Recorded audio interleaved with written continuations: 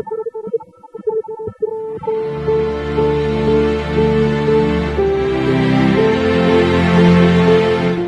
15, 1991 nang sumabog ang Bulkang Pinatubo.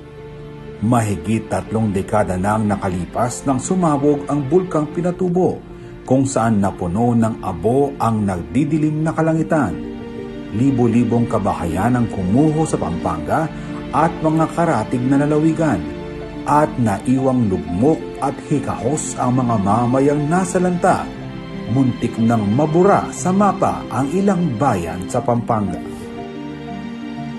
August 17, 1995, sa araw na ito isinilang ang 95.1 FM DWRW. Ito ang naging tugon ng Laos Group of Companies founding chairman, ang yumaong Levi P. Laos, sa mga nasalantang Kapampangan.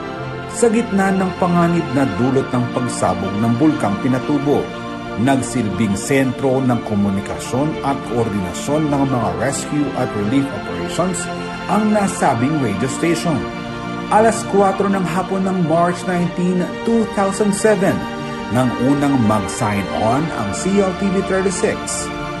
Sa slogang One Region, One Station, kinatawan ng CLTV 36 ang tinig at adhikain ng mamayan ng Central Luzon. Ang una at nag-iisang regional TV station sa buong Pilipinas.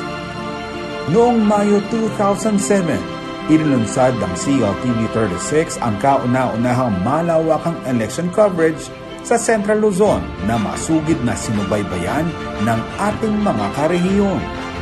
Naging tampok na programa rin ng istasyon ang CLTV 36 Balitaan na naghatid ng mahalagang balita at impormasyon sa komunidad. Mula rito ay umusbong ang mga programang unti-unting tinangkilik ng mga manonood. Naging saksi ang mga karehiyon sa bawat mahalagang pangyayari sa Central Luzon sa tulong ng CLTV 36. Bilang isang news and current affairs channel, sinalamin nito ang buhay at pangarap ng mga mamamayan. At naging adhikain ng istasyon na gisingin ang kamalayan ng taong bayan sa pamamagitan ng paglalahad ng tama at napapanahong impormasyon sa mga manonood. Halos lahat ng presidensiables kasama ang kanilang mga lineup noong halalang 2010 ay bumisita sa istasyon upang ihayag ang kanilang plataporma de gobyerno sa mga botante ng rehiyon. Maging ang mga kandidato sa lokal na posisyon ay nagsipagdalo rin sa debate na inilunsad ng CLTV 36. Noong August 2012, bumuhos ang walang tigil na ulan sa Luzon, bunsod ng habagat. Maraming ari-arian ang nasira, mga buhay na sinalanta ng pagbaha na nag-iwan ng bighati sa marami nating kababayan. Sa panahong ito, lalong napatunayan ang napahalagang papel ng isang local TV station. Nagsilbing tulay ang CLTV 36 upang maiparating sa mga kinauukulan ang paghingi ng tulong at maging hinaing ng mga sinalantang kababayan.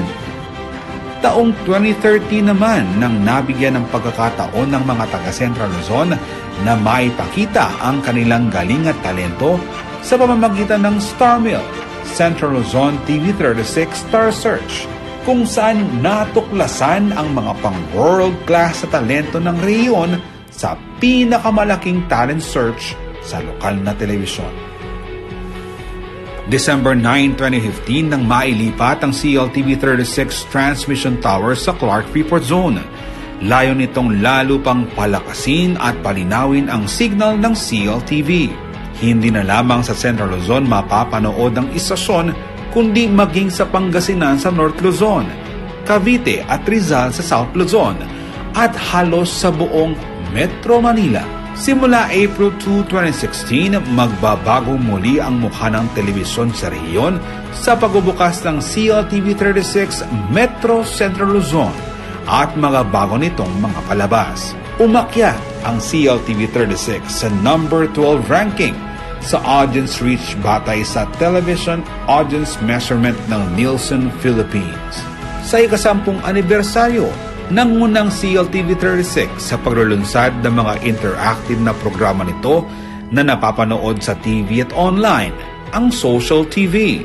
Sa taon ring ito unang napanood ang public service show na Lingap Central Luzon at ang pagbubuo ng Charitable Foundation ng CLTV, ang CLTV36 Lingap Foundation Incorporated.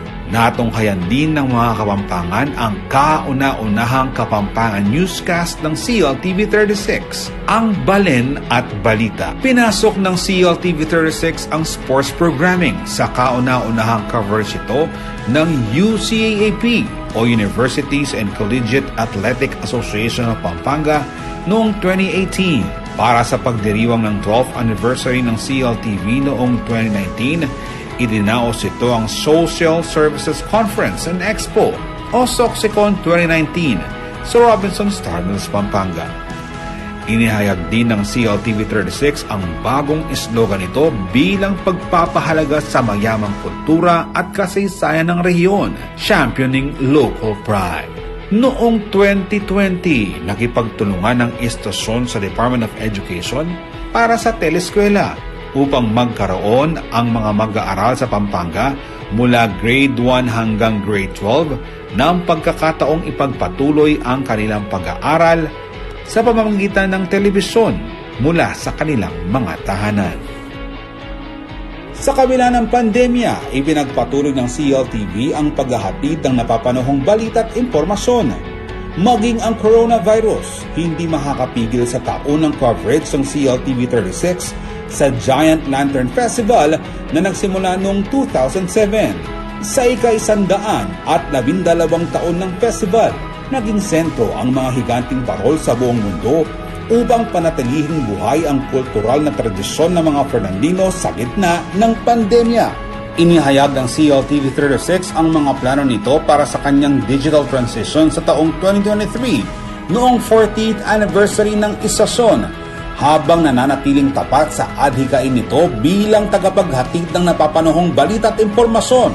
Ika nga ng slogan para sa taon, Anytime, Anywhere, Choose Truth. Naging prioridad ng CLTV36 na makatulong sa pagbangong muli ng mga lokal na negosyante pagkatapos ng pandemya.